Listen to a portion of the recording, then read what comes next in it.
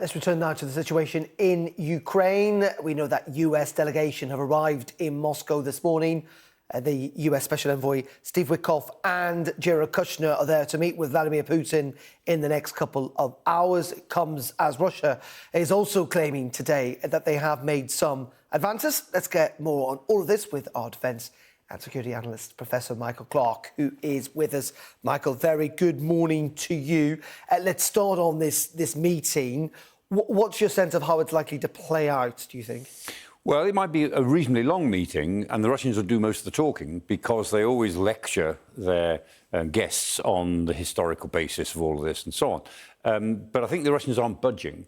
They've made it pretty clear in the last 48 hours that they have the total requirements, that they're not giving on anything. If they do, it'll be pretty informal. And Putin has also been saying he's now calling Ukraine a junta that took over the country. Again, the idea that somehow that Zelensky is not legitimate, yeah. That the whole government somehow is a group of criminals and drug dealers, which is what he used to say in 2022.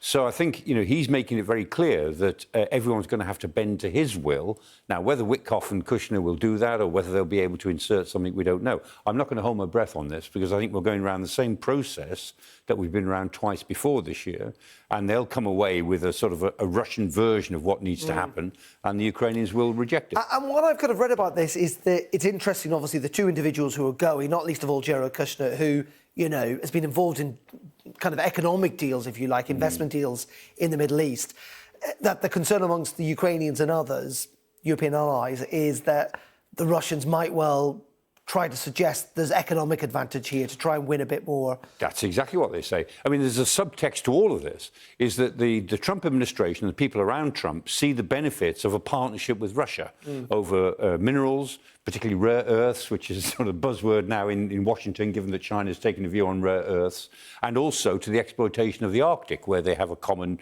interest. In a sensible world, you'd say they ought to work together.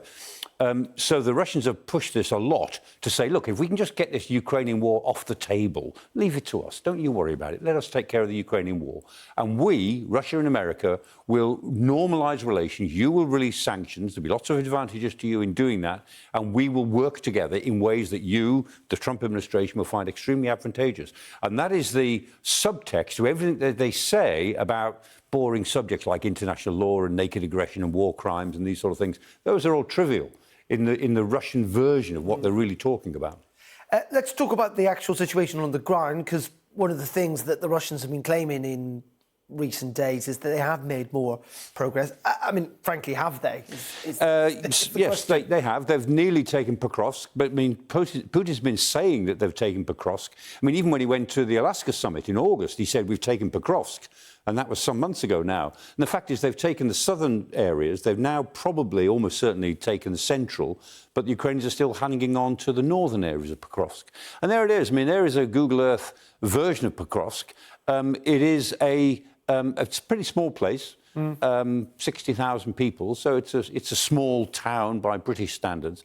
But what's important are the two roads. So you see that road that goes to the northeast, that's the 0504, and that goes to the fortress cities. That's the road to Kostiantynivka, which is the southernmost fortress city of those four cities that the Russians have been trying to take since 2014, and they can't, and the Ukrainians really need to hang on to those cities for military defensive reasons.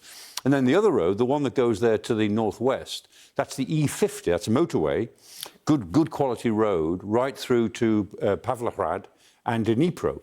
So although Pokrovsk is a small place, it actually is quite a hub for, good transport, either to push against the fortress cities, which is still quite a long way away, but if you can go up the 0504, then you've got a route to it, or to move westwards from there. And Michael, what do you make of this argument, that Russia's making incremental gains, it's slow, but it's incremental, add together the desertions that we've seen in the Ukrainian army, add together that, there is lots of questions over future supply of arms, then also that Ukraine could do with a deal now as well, or Oh, for sure. I mean, short shrift. Ukraine would like a ceasefire because they need a break, no question. I mean, the Russians need a break too, but they're not going to get one as long as Putin is driving them. The Ukrainians need a break, but that break would be a ceasefire, not a peace deal, which would give away the fortress cities, which makes it almost impossible for them to defend further westwards when the Russians have another push. So unless they can get a deal which gives them really strong security guarantees, and they're all thin air at the moment, they want a ceasefire, but not a sort of surrender. And faced with the choice, well, you can't have a ceasefire, you can have surrender or nothing, then I think they'll keep on fighting. And they believe in Kiev that they can carry on through to next year. Whether they're right in that, I don't know. They're the ones doing the fighting. But they certainly believe they can. And just very finally, Michael, before we let you go, what do you make of the story Deborah Haynes has been reporting on from inside Ukraine, that a British national has been involved in spying on behalf of Russia?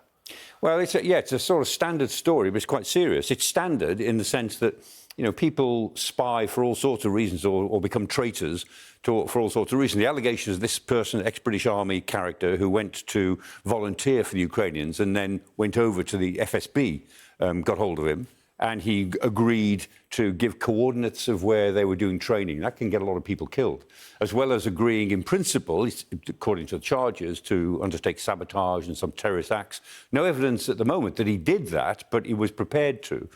So it's a serious charge. It's standard in one way. I mean, lots of things bring people to become traitors. Sometimes it's money, which the implications in this case it was. Sometimes it's blackmail, it's sex, it's a sense of adventure, a sense of intrigue. So a lot of people get drawn into it just because they want to be glamorous in their own minds. This looks like a straightforward case, if what is being said is true. Sure. The interesting thing about this is that it was picked up by the SBU, the Ukrainian intelligence people, with help from British intelligence. So it sounds as if this character was being tracked for quite a long time before he, I assume it was a he, was picked up. Arrested, yeah.